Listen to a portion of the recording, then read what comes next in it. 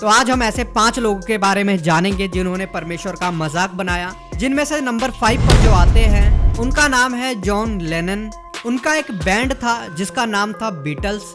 John ने 1966 में कहा था, हम यीशु से ज्यादा पॉपुलर हैं, मतलब जो इनका बैंड है वो परमेश्वर से भी ज्यादा फेमस है, ऐसा इनका कहना था। उसके बाद अमेरिका में बहुत तगड़ा बॉयकॉट हुआ, काफी ज्यादा विरोध सहना पड़ा अपनी स्टेटमेंट को लेकर के। उसके बाद सब भूल गए, लेकिन जिस परमेश्वर के बारे में उसने बोला था वो परमेश्वर बहुत महान है, बहुत जलन रखने वाला परमेश्वर है। हालांकि उसकी माफ करने की बाउंड्रीज भी बहुत बड़ी हैं, लेकिन जब कोई उसके सामने घमंड दिखाता है तो परमेश्वर फिर उससे मुकाबला करता है।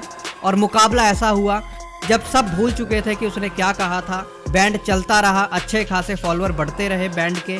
1980 में ये व्यक्ति दोस्तों जॉन लेनन अपनी पत्नी के साथ न्यूयॉर्क के डाकोटा भवन के बाहर शाम करीब 10 बजे वो अपनी पत्नी योको के साथ घर लौट रहा था।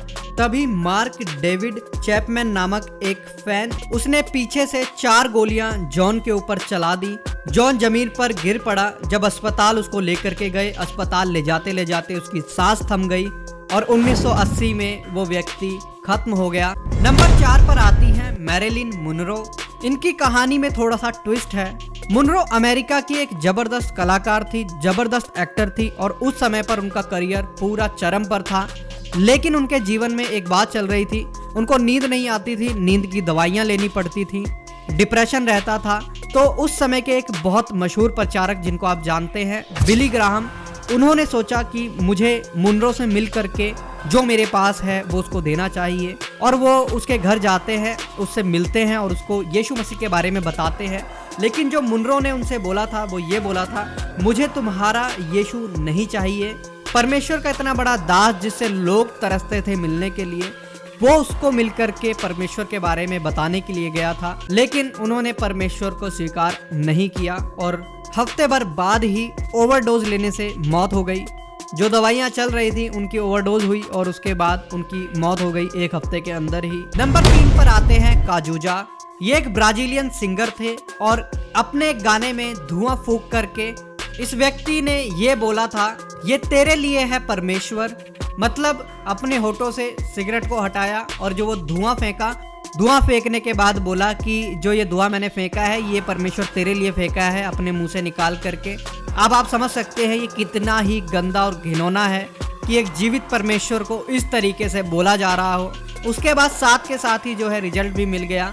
इन भाई साहब को गया और होने के बाद 32 साल की उम्र में ये चल बसे इस दुनिया से। जो नंबर 2 पर जो आता है उसका नाम है जॉर्ज कार्लिन।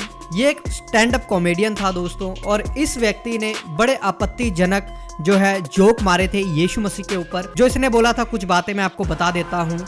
इसका कहना था, यीशु 3 दिन के लिए गायब हो गया और आकर बोला, मैं जी उठा हूँ, जैसे कोई फ्लैट बुक करवाने का कमीशन था। अब सोचो क्रॉस पर चढ़ाने से पहले अगर उसने लोन लिया होता तो ब्याज कितना बढ़ जाता। और वो पानी पर चला, वो तो बस कोई नई नाव का प्रमोशन था।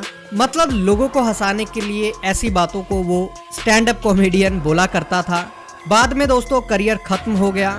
इतना ज्यादा बॉयकॉट हुआ कि रेडियो स्टेशन पर उसके जो स्टैंड अप कॉमेडियन वाली जो क्लिप्स थी वो चलनी बंद हो गई। टीवी शोज ने उसको बाहर निकाल दिया। आज के समय में भी ये व्यक्ति स्टैंड अप कॉमेडियन तो है लेकिन छोटे मोटे शो करता फिरता है।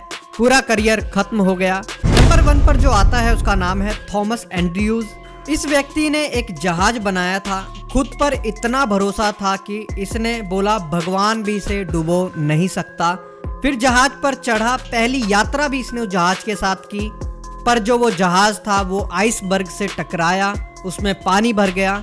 इसने महिलाओं और बच्चों को पहले उतरवाया, लेकिन जो बोट थी जो कि लाइफ बोट होती थी छोटी छोटी, वो कम थी, इसीलिए सब उसमें नहीं चढ़ पाए। कुछ ही लोग उसमें चढ़ पाए और ये उसी जहाज में था। बाद में उसी जहाज के डूबने की वजह से इसकी मृत्यु हो गई। जिसने ये बोला था कि इसे तो परमेश्वर भी नहीं डुबा सकता। अपनी इंजीनियरिंग पे इतना ज्यादा भरोसा था कि परमेश्वर को ही चैलेंज कर दिया। लेकिन इससे हुआ क्या, जहाज जो था पहले ही अपने सफर में डूब गया और अपना पहला ही सफर कंप्लीट नहीं कर पाया। जिसने उस जहाज को बनाया था वो खुद उसी के अंदर था। वो खुद भी मर गया, करियर भी खत्म हो गया, जहाज भी खत्म हो गया।